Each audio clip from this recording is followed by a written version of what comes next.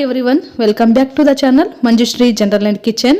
I hope so ಎಲ್ಲರೂ ಆರಾಮದಿರಿ ಅಂತ ಭಾವಿಸ್ತೀನಿ. ಹಂಗೆ ನಾನು ಕೂಡ ಆರಾಮದೀನಿ ನೋಡ್ರಿ. ಇವತ್ತು ನಾನು ಉತ್ತರ ಕರ್ನಾಟಕದ ಅಮೃತ ಅಂತಲೇ ಕರಿಬೋದು ಹಸಿ ಖಾರನ ಮಾಡಿ ತೋರ್ಸಾಕತ್ತೀನಿ.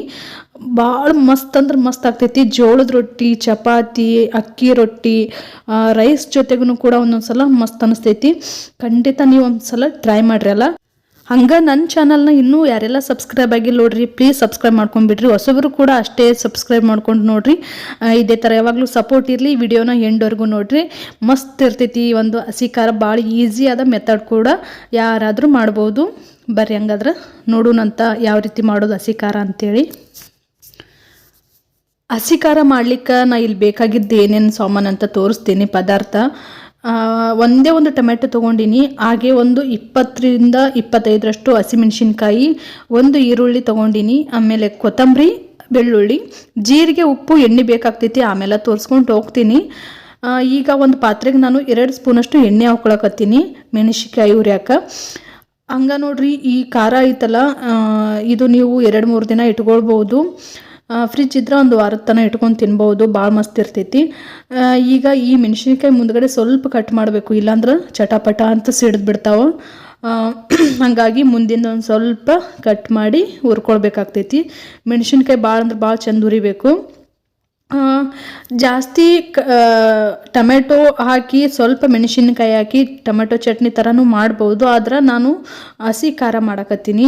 ಇಷ್ಟು ಟೇಸ್ಟ್ ಆಗ್ತೈತಲ್ಲ, ನಂಬಕ್ಕಾಗಲ್ಲ, ಅಷ್ಟೊಂದು ಟೇಸ್ಟು. ಅಮೃತನೇ ಅಂತ ಹೇಳ್ಬೋದು. ಈಗ ಹಳ್ಳಿ ಕಡೆಯಲ್ಲಿ ಕೆಲವೊಬ್ರು ಮನೆಯಲ್ಲಿ ದಿನಾಲೂ ಪಲ್ಯ ಮಾಡೋಕ್ಕಾಗಲ್ಲ, ಒಂದೊಂದು ಸಲ ಅರ್ಜೆಂಟ್ ಇರ್ತೈತಿ, ಹೊಲಕ್ಕೆ ಹೋಗ್ಬೇಕಾಗಿರ್ತೈತಲ್ಲ ಹಳ್ಳಿ ಕಡೆ. ಅವ್ರು ಏನು ಮಾಡ್ತಾರಂದ್ರೆ ಈ ಥರ ಚಟ್ನಿ ಮಾಡಿ ಇಟ್ಬಿಡ್ತಾರೆ. ಇಟ್ಬಿಟ್ಟು 2 ದಿನ 3 ದಿನ ಎಮರ್ಜೆನ್ಸಿ ಇದ್ದಾಗ ಈ ಥರ ಚಟ್ನಿ ಹಚ್ಕೊಂಡು ತಿಂದುಬಿಡ್ತಾರೆ. ಹೊಲಕ್ಕೂ ತೊಗೊಂಡು ಹೋಗ್ತಿರ್ತಾರೆ. ಹಳ್ಳಿಗಳಲ್ಲಿ ಜಾಸ್ತಿನೇ ಮಾಡ್ತಾರೆ. ಇದು ನಮ್ಮ ಮನೆಯಲ್ಲಿ ಎಲ್ರಿಗೂ ಭಾಳ ಅಂದ್ರೆ ಭಾಳ ಸೇರ್ತೈತಿ, ಭಾಳ ಇಷ್ಟ ಆಗ್ತೈತಿ. ಹಂಗಾಗಿ ವಾರದಾಗ 1-2 ಸಲ ಈ ಥರ ಹಸಿ ಖಾರ ಮಾಡ್ತಾ ಇರ್ತಾರೆ. ಹಾಗಾಗಿ ನನಗೂ ಕೂಡ ಸ್ವಲ್ಪ ರೂಢಿ ಇದೆ ತಿಂದು. ಟೊಮೆಟೊನ ಕಾಯಿನೇ ತೊಗೋಬೇಕು, ಹಣ್ಣು ತೊಗೋಬಾರ್ದು. ಕಾಯಿ ತೊಗೊಂಡ್ರೆ ಚಂದ ಆಗ್ತೈತಿ ಚಟ್ನಿದು. ಹಂಗೆ ನಾನು ಕೆಂಪು ಚಟ್ನಿ ರೆಸಿಪಿ ಕೂಡ ಹಾಕೀನಿ, ನೋಡಿಲ್ಲ ಅಂದ್ರೆ ನೋಡ್ರಿ. ಆ ಕೆಂಪು ಚಟ್ನಿಯಿಂದ ಒಂದು ಕೋಸಂಬರಿ ಥರನೂ ಮಾಡ್ಬೋದು ಕಡಲೆಬೇಳೆಯಿಂದ. ಅದು 2 ಒಂದೇ ವಿಡಿಯೋದಲ್ಲಿ ತೋರಿಸಿನಿ ನಾನು. ನೋಡಿಲ್ಲ ಅಂದ್ರೆ ನೋಡ್ರಿ, ಭಾಳ ಮಸ್ತ್ ಐತೆ ಆ ರೆಸಿಪಿನೂ. ನಿಮಗೆಲ್ಲ ಇಷ್ಟ ಆಗ್ತೈತಿ ನೋಡ್ರಿ. ಮೆಣಸಿನ್ಕಾಯಿ ಇಷ್ಟು ಚಂದ ಹುರ್ಕೊಳ್ಬೇಕು. ಈ ಥರ ಒಂದು ಸ್ವಲ್ಪ ಮೆತ್ತಗೆ ಫ್ರೈ ಆಗಬೇಕು ಮೆಣಸಿನ್ಕಾಯಿ. ಈಗ ಈ ಫ್ರೈ ಆದ ಮೆಣಸಿನ್ಕಾಯಿ ಏನೈತಲ್ಲ, ಇದನ್ನು ನಾನು ಒಂದು ಪ್ಲೇಟ್ನಾಗ ತೆಗೆದಿಡ್ತೀನಿ. ಒಂದು ಪಾತ್ರೆಗೆ ನಾನು ಮತ್ತೆ ಒಂದು ಸ್ಪೂನಷ್ಟು ಎಣ್ಣೆ ಹಾಕ್ತೀನಿ. ಎಣ್ಣೆ ಹಾಕ್ಬಿಟ್ಟು ಈರುಳ್ಳಿ ಏನೈತಲ್ಲ ಅದನ್ನು ಹುರ್ಕೋತೀನಿ.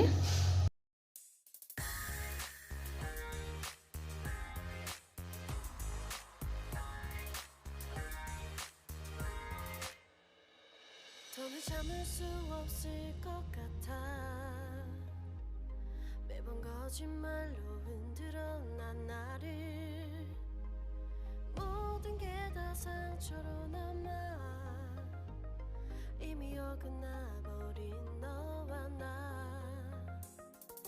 하루하루 쌓여가고 있는 식어버린 내 맘 이제 내겐 이 자리는 없어 돌이킬 수도 없어 지쳐가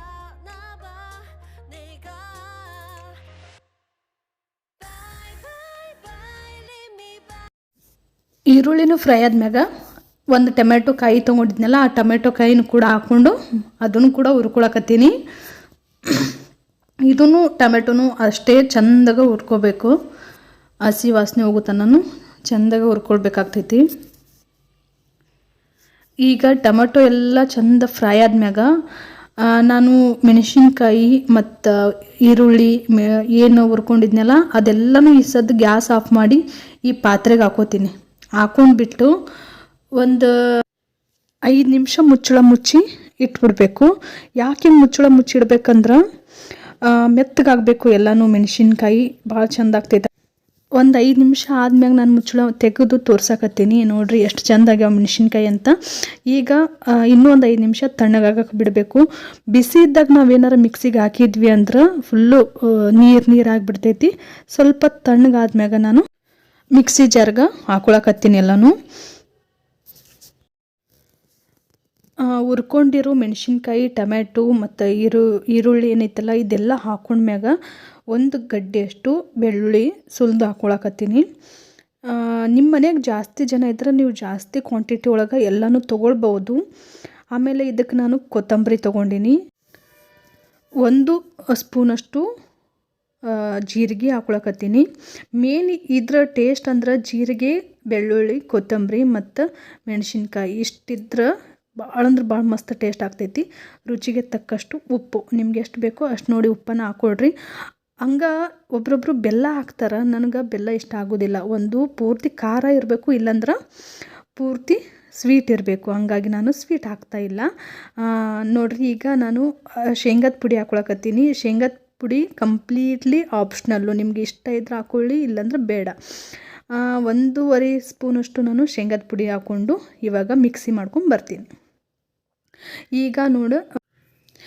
ಈಗ ಮಿಕ್ಸಿ ಮಾಡಿಕೊಂಡು ಬಂದು ತೋರ್ಸಾಕತ್ತೀನಿ. ನೋಡಿರಿ ಯಾವ ರೀತಿಯಾಗಿ ಚಟ್ನಿ ಅಂತ ಮಸ್ತಾಗೈತಲ್ಲ. ಇನ್ನೂ ಕುಟ್ಟು ಕಲ್ಲಾಗ ಏನಾರು ಈ ಥರ ಹುರಿದು ಕುಟ್ಟಿದ್ರೆ ಅದರ ಟೇಸ್ಟ ಬೇರೆ. ಆದರೆ ಕುಟ್ಟು ಕಲ್ಲು ಇಲ್ಲ ನನ್ನ ಹತ್ರ, ಹಂಗಾಗಿ ನಾನು ಮಿಕ್ಸಿ ಮಾಡೀನಿ. ಇನ್ನೊಂದು ಸಲ ಕುಟ್ಟು ಕಲ್ಲು ಏನಾರು ತೊಗೊಂಬಂದಾಗ ನಾನು ಈ ಥರ ಚಟ್ನಿ ಕುಟ್ಟಿ ತೋರಿಸ್ರಿ ಅಂದ್ರೆ ಮತ್ತು ಅವಾಗ ಕುಟ್ಟಿ ತೋರಿಸ್ತೀನಿ ಅಂತ.